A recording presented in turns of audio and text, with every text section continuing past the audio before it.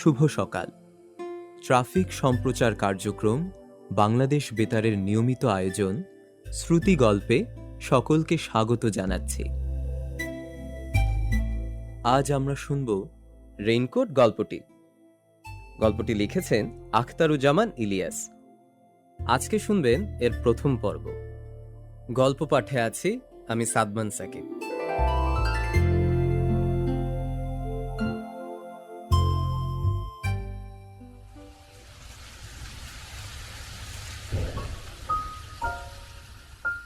ভোর রাত থেকে বৃষ্টি, আহা বৃষ্টির ঝমঝম বল। এই বৃষ্টির মেয়াদ আল্লাহ দিলে পুরো 3 দিন, কারণ শনিতে 7, মঙ্গলে 3, আর সব দিন দিন। এটা জেনারেল স্টেটমেন্ট। স্পেসিফিক ক্লাসিফিকেশনও আছে, যেমন মঙ্গলে ভোর রাতে হইল শুরু 3 দিন মেঘের গুরু গুরু, তারপর বুধের সকালে নামলো জল, বিকেলে মেঘ কয় এবার চল। বৃহস্পতি শুক্র কিছুই বাদ নাই, কিন্তু এখন ভুলে গেছে। যেটুকু মনে আছে, পুরো বেড কভারের নিচে গুটিসুটি মেরে শুয়ে আর এক পশলা ঘুমিয়ে নেওয়ার জন্য, তাই যথেষ্ট। অন্তত 3 দিন ফুটফাট বন্ধ। বাদলায় বন্দুক বারুদ কি একটু জিরিয়ে নেবে না? এই কটা দিন নিশ্চিন্তে আরাম করো। তার হলো কই, ম্যান প্রপোজেস। এমন চমৎকার বাদলা সকালে দরজায় প্রবল কড়া নাড়া, শেষ হেমন্তের শীত শীত পর্দা ছিঁড়ে ফালা ফালা করে ফেলল, সব ভেস্তে দিল। মিলিটারি আজ তার ঘরে। আল্লাহ গো, আল্লাহুম্মা আনতা সুবহানাকা ইন্নী কুনতু মিনাজ জালিমিন পড়তে পড়তে সে দরজার দিকে এগোয়। এই কয়েক মাসে কত সূরাই সে মুখস্থ করেছে। রাস্তায় বেরোলে 5 কালেমা সব সময় রেডি রাখে ঠোঁটের ওপর। কোন দিক থেকে কখন মিলিটারি ধরে, তবু একটা না একটা ভুল হয়েই যায়। দোয়া মনে হলো ঠিকই, কিন্তু টুপিটা মাথায় দিতে ভুলে গেল। 2টো ছিটকেনি, একটা খিল এবং কাঠের ডাসা খুলে দরজার কপাট ফাঁক করতেই বাতাস আর বৃষ্টির ঝাপটার সঙ্গে ঘরে ঢোকে প্রিন্সিপালের পিয়ন। আলহামদুলিল্লাহ, মিলিটারি নয়। পিয়নকে জড়িয়ে ধরে চুমু খেতে ইচ্ছে করছে, কিন্তু লোকটার চিনচিনে গলা গম্ভীর স্বরে হাঁকে, সারনে সালাম দিয়া বলেই ভাঙাচোরা গালের খোঁচা খোঁচা দাড়িতে লোকটা নিজের বাক্যের কোমল শ্বাসটুকু শুষে নেয় এবং হুকুম ছাড়ে, তলব কিয়া আভি জানে হোগা। কি ব্যাপার? বেশি কথা বলার সময় নাই। কলেজের দেওয়াল ঘেঁষে কারা বোমা ফাটিয়ে গেছে গত রাতে। মানে মিসক্রিয়ান লোক, इलेक्ट्रिक ट्रांसफार्मर तोड़ दिया और वापस जाने के टाइम प्रिंसिपल साहब का कोठी में ग्रेनेड फेंका, गेट तोड़ दिया। ভয়াবহ কাণ্ড। ইলেকট্রিক ট্রান্সফরমার তো কলেজের সামনের দেওয়াল ঘেঁষে। দেওয়ালের পর বাগান, টেনিস লন, তারপর কলেজ দালান। মস্ত দালান পার হয়ে ফুটবল ও ক্রিকেট খেলার মাঠ। মাঠ পেরিয়ে একটু বাঁ দিকে প্রিন্সিপালের কোয়ার্টার, এর সঙ্গে মিলিটারি ক্যাম্প। কলেজের জিমনেশিয়ামে এখন মিলিটারি ক্যাম্প। প্রিন্সিপালের বাড়ির গেটে বোমা ফেলা মানে মিলিটারি ক্যাম্প অ্যাটাক করা। সামনের দেওয়ালে বোমা মেরে এতটা পথ ক্রস করে গেল কি করে? সে জানতে চায়। ক্যাসে? প্রিন্সিপালের পিয়ন জানবে কি করে? ও আপহি ক সাকতা। মানে সেই বা বলবে কি করে? পিয়ন কি তাকে মিসক্রিয়ানদের লোক ভাবে নাকি? তার মাথাটা আপনা আপনি নিচু হলে মুখ দিয়ে পানির মতো গড়িয়ে পড়ে। ইসহাক মিয়া बैठिए, চাটা খাইয়ে আমার এই 5-7 মিনিট লাগেগা। নেহি। নাস্তার আমন্ত্রণ ফিরিয়ে দিয়ে ইসহাক বলে, আব্দুল সত্তার मिर्जा का घर जाने होगा, आप अभी आइए। एक कर्नल साहब पहुंच गया, सब परफसरों को इत्तला दिया, फौरन आइए। কর্নেলের নেতৃত্বে মিলিটারির হাতে কলেজটা এবং তাকেও ন্যস্ত করে ইসহাক বেরিয়ে যায়। রাস্তায় ঘর ঘর করতে থাকা বেবি ট্যাক্সির গর্জন তুলে সে রওনা হলো জিওগ্রাফির প্রফেসরের বাড়ির দিকে। ইসহাক নিজেই এখন মিলিটারির কর্নেল বললেও চলে, তবে ভোরবেলা কলেজের ভেতরে কর্নেল খোঁজ চলে আসায় সে হয়তো ডেমোটেড হয়েছে লেফটেন্যান্ট কর্নেলে। আরও নিচেও নামতে পারে, কিন্তু ক্যাপ্টেনের এদিকে তাকে ঠেলা মুশকিল। মিলিটারি প্রাদুর্ভাবের পর থেকে তাকে দেখে কলেজের সবাই তটস্থ। এপ্রিলের শুরু থেকে সে বাংলা বলা ছেড়েছে।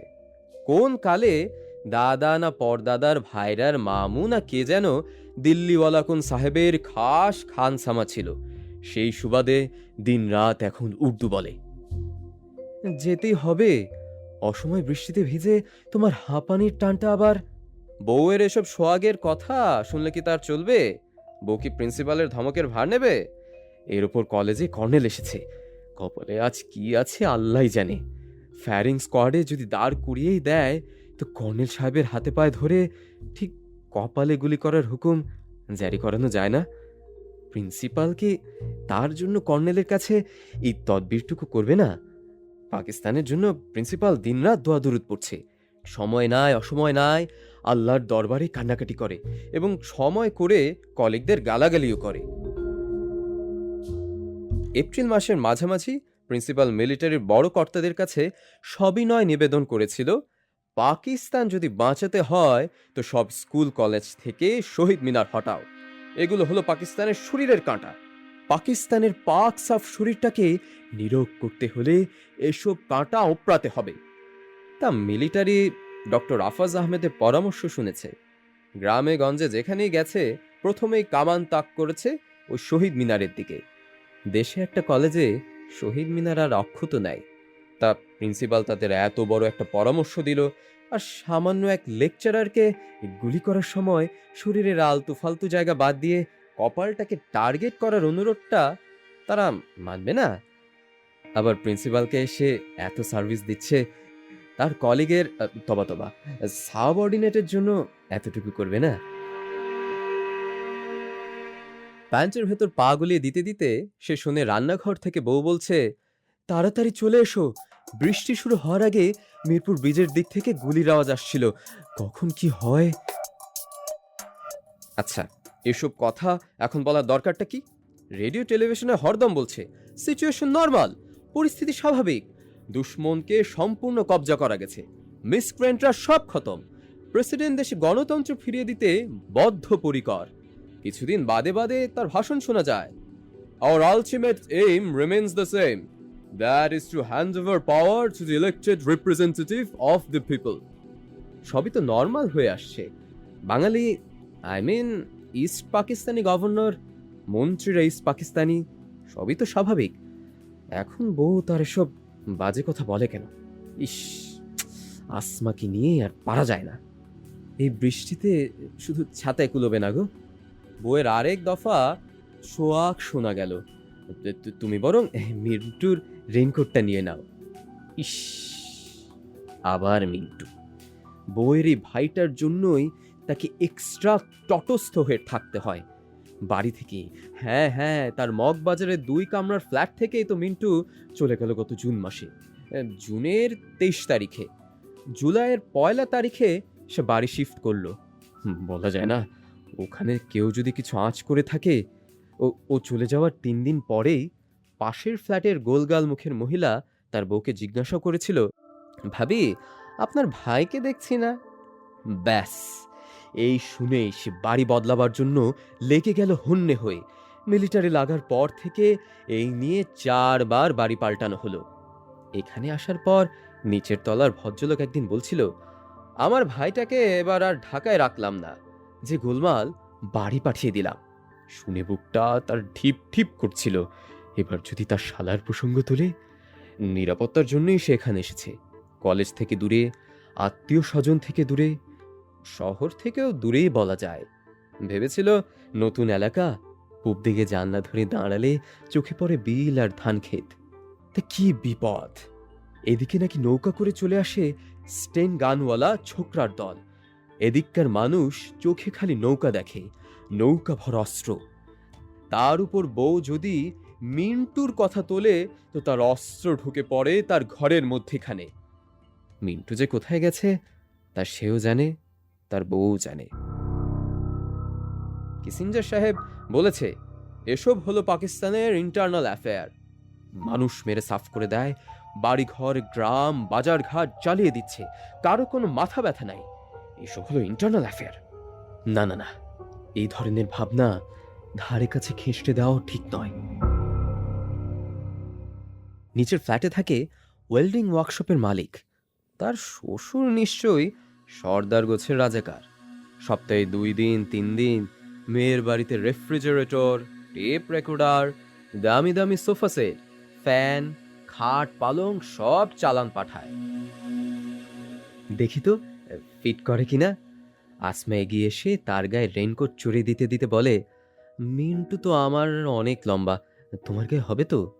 দেখো, ফের মিন্টুর দৈর্ঘ্যের তুলনা করে তার সঙ্গে। এই ভাইকে নিয়ে এরকম বাড়াবাড়ি করাটা কি আসমার ঠিক হচ্ছে? ভালোই হলো, তোমার গোড়ালি পর্যন্ত ঢাকা পড়েছে, পায়েও বৃষ্টি লাগবে না। এখানেই আসমার শেষ নয়। রেইনকোটের সঙ্গেকার টুপি এনে চড়িয়ে দেয় তার মাথায়। আপু, ছোট মামা হয়েছে, আপু ছোট মামা হয়েছে। 2.5 বছরের মেয়ের সদ্য ঘুম ভাঙা গলায় ভাঙা ভাঙা বলে শুনে সে চমকে ওঠে।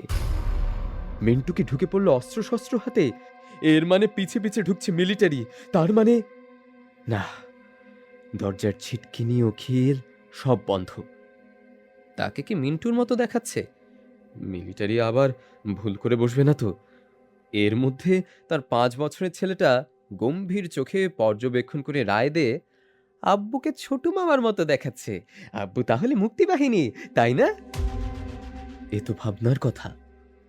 ড্রেসিং টেবিলের সামনে দাঁড়িয়ে নিজের নতুন রূপে সে ভ্যাবাচেকা খায়। না, খামাখা ভয় পাচ্ছে। বৃষ্টির দিনে রেইনকোট গায়ে দেওয়াটা অপরাধ হবে কেন? মিলিটারির কি আর বিবেচনা বোধ নাই? প্রিন্সিপাল ডক্টর আফাজ আহমেদ ঠিকই বলে।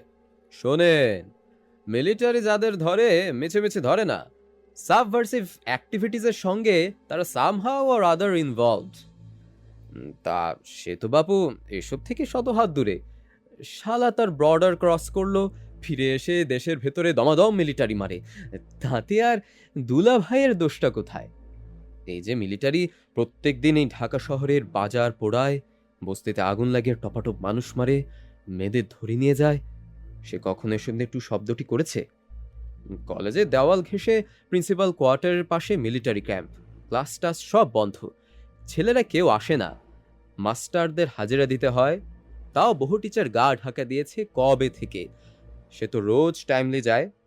স্টাফ রুমে কলিগরা ফিসফিস করে, কোথায় কোন ব্রিচুরে গেল, কোথায় 7 মিলিটারির লাশ পড়েছে ছেলেদের গুলিতে, এই কলেজের কোন ছেলে ফ্রন্টে গেছে। কই, সে তো এসব আলাপের মধ্যে কখনো থাকে না। এসব কথা শুরু হলেই আলগোছে উঠে সে চলে যায় প্রিন্সিপালের কামরায়। ডক্টর আফাজ আহমেদের খ্যাসখ্যাস গলায় হিন্দুস্তান ও মিসক্রিয়ানদের আশু অবশ্যম্ভাবী পতন সম্বন্ধে নিশ্চিত ভবিষ্যৎবাণী শুনে। এই ঘরে আজকাল কেউ ঘেঁষে না। উর্দুর প্রফেসর আকবর সাজিদকে প্রিন্সিপাল আজকাল তোয়াজ করে। মিন্টুর ফেলে যাওয়া নাকি রেখে যাওয়া রেইনকোটে ঢোকার পর থেকে তার পা শিরশির করছে, আর এক মুহূর্ত দাঁড়িয়ে থাকা যাচ্ছে না। প্রিন্সিপাল তাকে ডেকে পাঠিয়েছে সেই কখন। রাস্তায় একটা রিক্সা নাই, তার রিক্সার পরোয়াও সে এখন করছে না। রেইনকোটের ভেতরে হাঁটতে হাঁটতে বাস স্ট্যান্ড পর্যন্ত যেতে তার কোনো অসুবিধে হবে না। রেইনকোটের উপর বৃষ্টি পড়ছে অবিরাম। কি মজা, তার গায়ে লাগে না একটি ফোঁটা। টুপির বারান্দা বেয়ে পানি গড়িয়ে পড়লে কয়েক ফোঁটা সে চেখে দেখে। ঠিক পান সে স্বাদ নয়, বৃষ্টির তেজ কি পানিতেও লাগলো নাকি? তাকে কি মিলিটারির মতো দেখাচ্ছে? পাঞ্জাব আর্টিলারি, নাকি বালুচ রেজিমেন্ট, নাকি কমান্ডো ফোর্স, নাকি প্যারামিলিটারি, না মিলিটারি পুলিশ? এদের তো এক এক গোষ্ঠীর এক এক নাম, এক এক সুরত। তার রেইনকোটে তাকে কি নতুন কোনো বাহিনীর লোক বলে মনে হচ্ছে? হোক, সে বেশ হনহন করে হাঁটে। শেষ হেমন্তের বৃষ্টিতে বেশ শীত শীত ভাব, কিন্তু রেইনকোটের ভেতরে কি সুন্দর রোম। মিন্টুটা এই রেইনকোট রেখে গিয়ে কি ভালোই যে করেছে।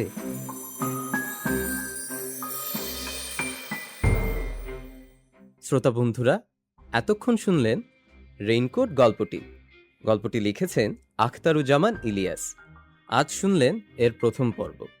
পরবর্তী পর্ব শোনার আমন্ত্রণ জানিয়ে আজ এখানেই শেষ করছি। সকলের জন্য রইল অশেষ প্রীতি ও শুভেচ্ছা।